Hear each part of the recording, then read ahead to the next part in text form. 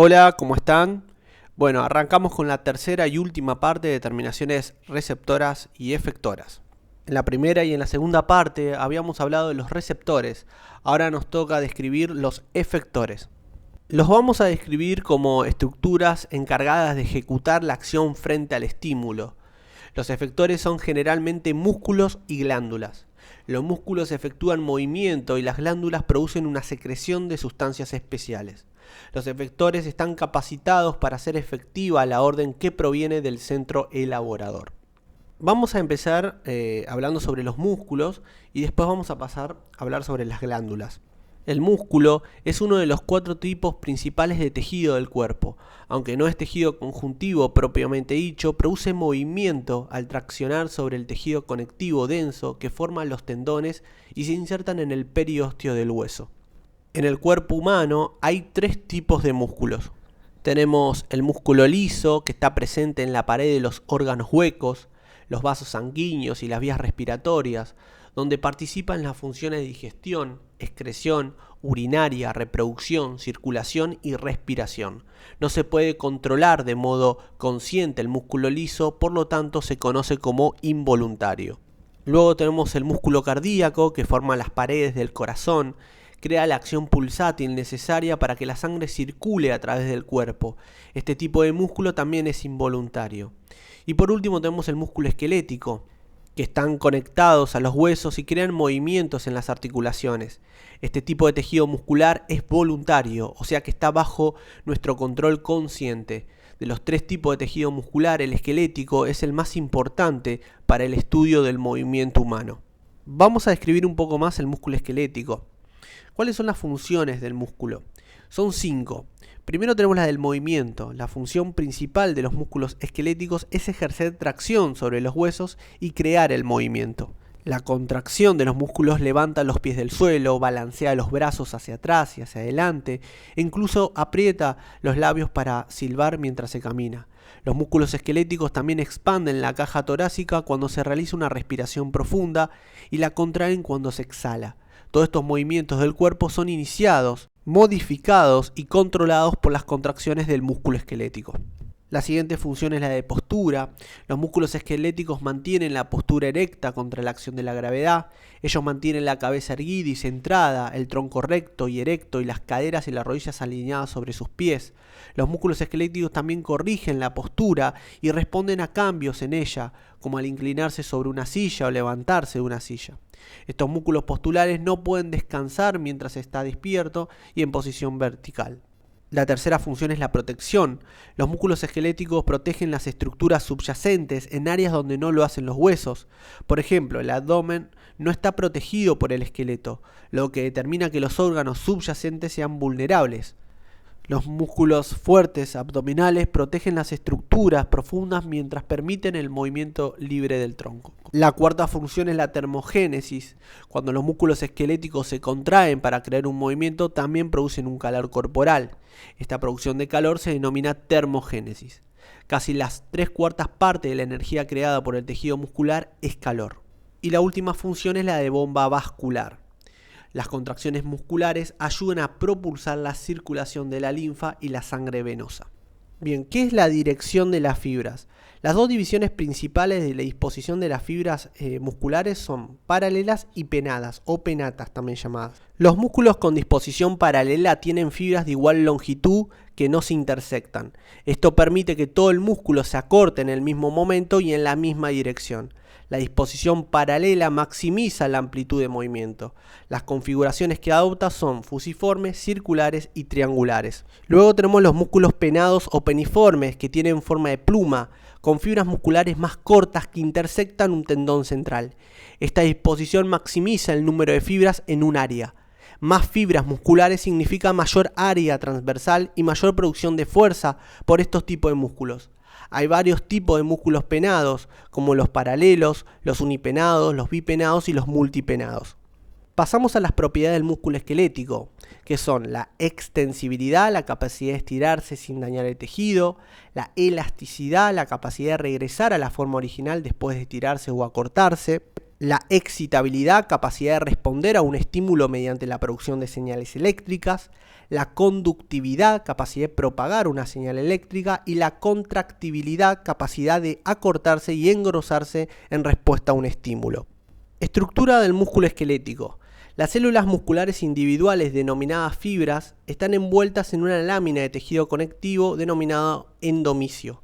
Muchas fibras musculares se agrupan en haces llamadas fascículos que se mantienen juntos y están rodeados por una capa de tejido conectivo denominado perimisio. Por último, estos haces están recubiertos por el epimisio. Todas estas capas de tejido conectivo actúan juntas para ayudar a transmitir fuerza mientras protegen a las fibras musculares del daño durante la contracción muscular. En cuanto a la estructura microscópica, la fibra entera está rodeada por el sarcolema, que actúa como la membrana celular y regula el transporte de sustancias químicas hacia el interior y el exterior de la fibra.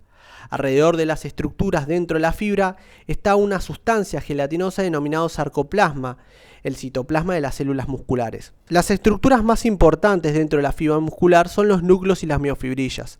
La mayoría de las células en el cuerpo humano tienen un núcleo único, pero las fibras musculares tienen varios núcleos que contienen la información funcional para la célula y controlan su funcionamiento.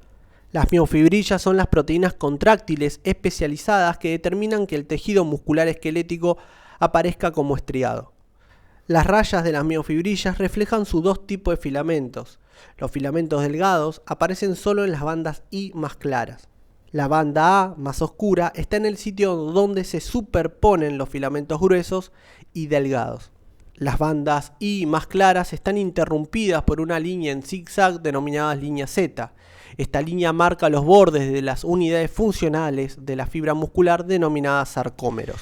Es decir, un sarcómero incluye estructuras desde una línea Z a la siguiente. Los sarcómeros se consideran las unidades funcionales de las fibras musculares porque es el acortamiento de los sarcómeros que produce la contracción muscular. Otras estructuras funcionales contenidas dentro del sarcolema son las mitocondrias que producen ATP. También hay una red de túbulos. Estos túbulos transversales discurren en ángulos rectos a los sarcómeros y transmiten impulsos nerviosos desde el sarcolema hacia el interior de la célula. El retículo sarcoplasmático es una red de cámaras llena de líquido que recubre cada miofibrilla como una funda de encaje. Es fundamental para desencadenar la contracción muscular. Inervación del músculo esquelético. La inervación y la irrigación de un músculo entra en una posición más o menos constante denominada hilio neurovascular. El nervio para un músculo contiene fibras motoras y fibras sensitivas. Las fibras motoras son tres. Primero tenemos las grandes fibras mielínicas alfa. En segundo lugar tenemos las pequeñas fibras mielínicas gamma. Y en tercer lugar tenemos las finas fibras C amielínicas. Las fibras sensitivas también son tres, que son las fibras mielínicas que se originan en las terminaciones ánulo-espirales y en ramillete de los usos neuromusculares. La segunda son las fibras mielínicas que se originan en los usos neurotendinosos. Y las terceras son las fibras mielínicas y amielínicas que se originan en distintas terminaciones sensitivas en el tejido conectivo del músculo. Unión neuromuscular en el músculo esquelético. Las neuronas tienen un axón delgado que se extienden desde el cuerpo celular para transmitir un potencial de acción a través de sus ramas terminales hacia otras células, en este caso las fibras del músculo esquelético. A diferencia de otro tipo de señales eléctricas, los potenciales de acción son fuertes, invariables y capaces de propagarse en distancias largas en el cuerpo, desde la médula espinal hasta las fibras musculares en los dedos, por ejemplo. Las ramas del axón casi tocan las fibras musculares que inervan, pero una brecha que se conoce como sinapsis impide que la señal cruce sola al músculo. La señal puede saltar esta brecha solo con la ayuda de la acetilcolina, que es un tipo de neurotransmisor. La acetilcolina se almacena en sacos denominados vesículas sinápticas en los extremos de las ramas del axón y se libera cuando un potencial de acción alcanza la unión neuromuscular. Una vez que atraviesa la hendidura sináptica, la acetilcolina se une a los receptores dentro del sarcolema de la fibra muscular. Esto estimula cambios químicos que inician un nuevo potencial de acción, esta vez sobre la fibra muscular al lado de la unión neuromuscular. A su vez, este nuevo potencial de acción inicia los procesos químicos de contracción muscular. Entonces, los 4 pasos para iniciar la contracción muscular son: la primera, una neurona envía una señal eléctrica denominada potencial de acción por su axón. La segunda, la señal alcanza los extremos de las ramas del axón, donde estimula las vesículas sinápticas para liberar el neurotransmisor acetilcolina. En tercer lugar, las moléculas de acetilcolina atraviesan la hendidura sináptica y se unen con receptores en el sarcolema. Y por último, un potencial de acción muscular se propaga a lo largo del sarcolema y por los túbulos transversales. Los eventos que siguen a la producción del potencial de acción del músculo se describen por la teoría del filamento deslizante. Este explica cómo se unen y liberan las proteínas contráctiles dentro de los filamentos delgados y gruesos de las miofibrillas para producir el acortamiento del sarcómero, es decir, una contracción muscular. Participan 4 proteínas contráctiles. Los filamentos delgados están formados por hebras de una proteína globular llamada actina. Las cuentas de actina están recubiertas con hebras de tropomiosina, una proteína que siempre que el músculo esté relajado, cubre los sitios de unión sobre las moléculas de actina, lo que impide que participen en la contracción muscular. A su vez, las hebras de tropomiosina están salpicadas y controladas por cúmulos de troponina. Esta proteína mantiene a la tropomiosina sobre los sitios de unión de la actina en el músculo relajado y la aleja del camino para permitir la contracción muscular. Los filamentos gruesos están compuestos por una proteína llamada miosina que forma cordones más cortos y gruesos con cabezas bulbosas. Estas cabezas deben unirse con la actina para que se produzca la contracción muscular. Una vez que el potencial de acción cruza la unión neuromuscular, se propaga al retículo sarcoplasmático. Desde aquí los iones de calcio almacenados se liberan al sarcoplasma. Los iones de calcio se unen a la troponina que se encuentran sobre los filamentos delgados, que por esto alejan a las hebras de la proteína tropomiosina que recubren los sitios de unión sobre el filamento de actina. Con los sitios de unión de actina manifiestos, el filamento delgado está listo para la contracción. Mientras tanto, las cabezas de miosina en el filamento grueso están cargadas con energía que proviene de la degradación de la adenosina trifosfato, que es el ATP.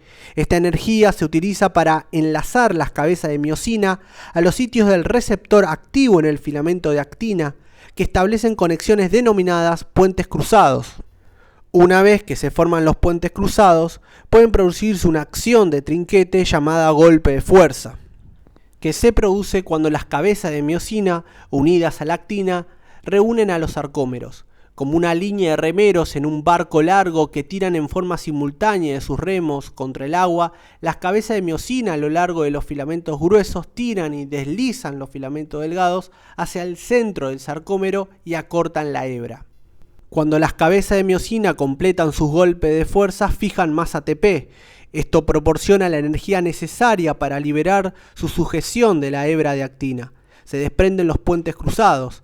Este proceso se repite por la alternancia de las cabezas de miosina sobre ambos lados del filamento delgado a lo largo de la longitud de la fibra muscular y se generan las contracciones musculares. Una vez que el deslizamiento de los filamentos gruesos y delgados ha logrado la contracción muscular, cesa el potencial de acción nervioso. Toda la acetilcolina restante en la hendidura sináptica se degrada y se desactiva. Se liberan iones de calcio a partir de la troponina y se bombea de manera activa de nuevo al interior del retículo sarcoplasmático. Las hebras de tropomiosina vuelven a alinearse con los sitios de unión a la actina e impiden la formación de otros puentes cruzados. Entonces el músculo regresa en forma pasiva a su longitud en estado de reposo. La unidad motora puede definirse como la neurona motora alfa única y las fibras musculares que inerva. Las fibras musculares de una sola unidad motora están ampliamente dispersas en todo el músculo. Existen 3 tipos de fibras musculares. Las fibras de movimiento lento, también conocidas como fibras oxidativas lentas, se contraen con lentitud pero son resistentes a la fatiga.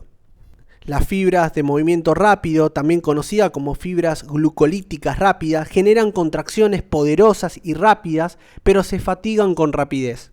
Y luego tenemos las fibras intermedias o fibras oxidativas glucolíticas rápidas, que tienen características de ambos tipos de fibras, de movimiento lento y de movimiento rápido. Tenemos 2 clases de contracciones musculares, contracciones isométricas que aparecen cuando se genera tensión en un músculo sin que cambie la longitud del músculo y el ángulo articular. Y luego tenemos las isotónicas, que son contracciones que cambian la longitud del músculo y crean movimiento. Son de dos tipos, concéntrica y excéntrica. En la contracción concéntrica el músculo se acorta. Este tipo de contracción inicia o acelera el movimiento y vence ciertas resistencias externas como la gravedad. Mientras que la contracción excéntrica implica el alargamiento del músculo. Estas contracciones desaceleran y controlan los movimientos y producen la fuerza máxima a alta velocidad. Relaciones musculares. Los músculos se agrupan en los que determinan un movimiento, los que ayudan a un movimiento y los que actúan contra un movimiento. Músculos agonistas son los que actúan para crear un movimiento articular. Los músculos sinergistas colaboran de algún modo con la función del músculo agonista. Los antagonistas son los que realizan las acciones opuestas al agonista. Y los músculos estabilizadores o fijadores son los que estabilizan o fijan una articulación para que se pueda producir correctamente el movimiento. Con eso finalizamos músculos esqueléticos. Pasamos a las glándulas, que son los órganos efectores tanto del sistema nervioso autónomo como del sistema endocrino. Son órganos formados por células secretoras que cuentan con una maquinaria especializada encargada de almacenar, concentrar y empaquetar sustancias específicas en vesículas denominadas gránulos de secreción. Existen dos tipos de glándulas. Las glándulas endócrinas sintetizan hormonas liberadas a la circulación sanguínea para actuar sobre células y órganos diana situados a distancia en el interior del organismo. Y las glándulas exócrinas segregan sus productos en conductos especiales que los transportan a órganos adyacentes o al medio externo. Aquí vemos la diferencia entre glándulas exócrinas y endócrinas. Muy bien, hasta acá llegamos. Esta es la última parte de receptores y efectores. La contracción del músculo liso y cardíaco lo vamos a ver cuando veamos sistema nervioso autónomo. Así que bueno, esta es la bibliografía, Neuroanatomía Clínica de Richard Sner y el libro de Anatomía Funcional de Cael. Es de kinesiología, muy bueno, se los recomiendo. Les mando un abrazo grande y nos vemos en el próximo video.